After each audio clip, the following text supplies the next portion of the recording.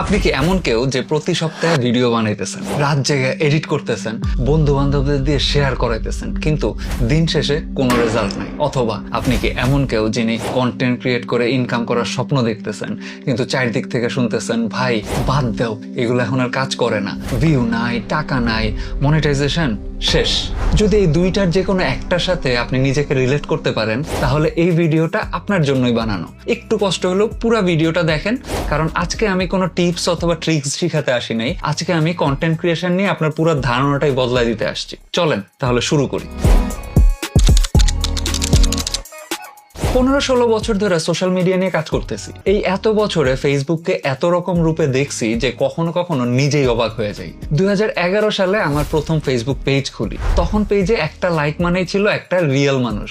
একটা পোস্ট দিলেই সেই রিয়েল মানুষগুলো দেখতো। ব্যাপারটা অনেকটা নিজের বাড়ির উঠানে দাঁড়ায় মাইক দিয়ে কথা বলার মতো। পাড়ার সবাই শুনতো। তারপর আস্তে আস্তে ফেসবুক বদলানো শুরু করলো, আর প্রতিটা চেঞ্জের সময় একদল মানুষ শেষ হয়ে গেল বলে কান্নাকাটি চিৎকার চেঁচামেচি করতেই থাকলো। 2014 সালে অর্গানিক রিচ কমে গেল, শেষ। 2018 সালে অ্যালগরিদম বদলাইলো, আবারও শেষ। 2022 সালে রিলস আসলো, শেষ। এখন মনিটাইজেশন কঠিন হইলো, আবারও শেষ। কিন্তু খেয়াল করেন, এত শেষের পরেও কিন্তু কিছু মানুষ ফেসবুক থেকে আরো বেশি ইনকাম করা শুরু করছে। কেন? কারণ তারা প্ল্যাটফর্মকে বোঝার চেষ্টা করছে, আর বাকিরা শুধু কমপ্লেন করে গেছে। আজকে আমি আপনাকে সেই বোঝার জায়গায় নিয়ে যাব।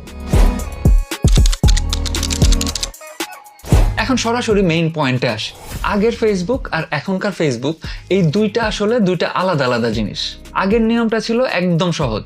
আপনার পেজে 1 লাখ ফলোয়ার মানে ভিডিও বা পোস্ট দিলে 1 লাখ মানুষের কাছে প্রায় অটোমেটিক সেটা পৌঁছায় যেত। তাই সবাই ফলোয়ার বাড়ান বলে দিন রাত পাগল হয়ে যেত। কিন্তু এখন আপনার পেজে মাত্র 10 জন ফলোয়ার অথবা 100 জন ফলোয়ার, কিন্তু একটা ভিডিওতে ভিউ আসতেছে 10,000। আবার অন্য কারো 1 লাখ ফলোয়ার আছে, কিন্তু ভিডিওতে ভিউ হইতেছে মাত্র 50টা। এটা দেখে অনেকে মনে করেন যে ফেসবুক ইচ্ছা করে তাদের সাথে 2 নাম্বারই করতেছে।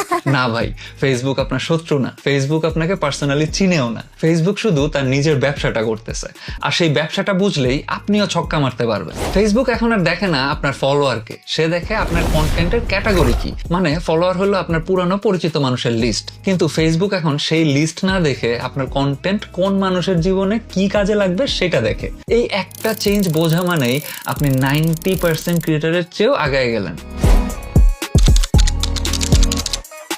অ্যালগরিদম শব্দটা শুনলেই অনেকেই ভয় পেয়ে যান, মনে করেন যে এটা কোনো জটিল একটা জিনিস যেটা শুধু জিনিয়াসরাই বোঝে। না, আমি আপনাকে একদম সহজভাবে বলতেছি। ফেসবুকের অ্যালগরিদম হলো একজন ঘটকের মতো। আমাদের দেশে ঘটক কিভাবে কাজ করে